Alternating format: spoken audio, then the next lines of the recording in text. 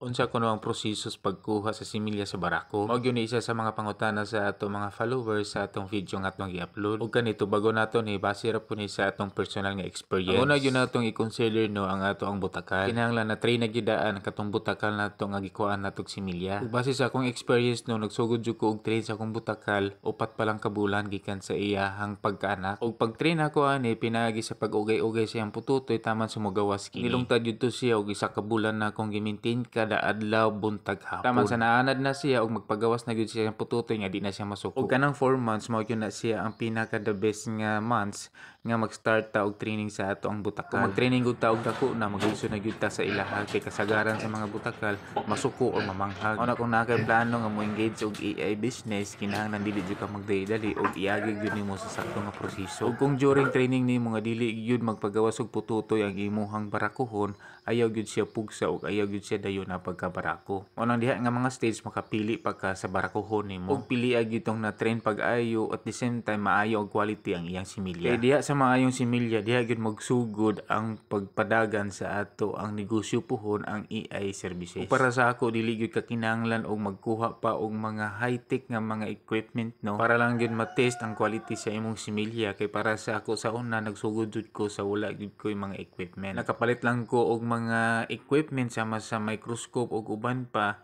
kadtong naka-income nako sa ako ang kabutyo AI services. Ang ginahimo nako during that time no nga matest nako ang quality or kung aktiba ang similya sa barako nga akong gikuha is nagkuha ra ko og sample sa similya tapos akong gibutang dito sa clear nga glass tapos akong giispatan makita na dito kung magimok-gimok gani na siya buot pasabot nga active ang mga similya sa imong barako. Pero once gani nga way maglihok-lihok buot pasabot nga kana nga similya dili gyud na siya maayo. Ug mao na isa sa mga rason nga dili mabuntis ang ato ang anay nga gipang AI. Bisan pas na siya og grabe na kay standing heat. So nga ato nga proseso no kanang actual nga pagtest sa atong similya sa barako importante gayud kana sa ato ang negosyo. Pero kung nakay kapasidad nga mopalit og mga equipment sama sa microscope mo gyud na pinaka-importante mas maayo. Kaysa pagkakaroon no bisag naka-income nako sa ako ang AI services ang akong microscope gyapon nga ginagamit katulang gyapon pinakaubos nga klase nga microscope. Importante ra man gud diha nato nga makita gyud nato ang gatong mga similya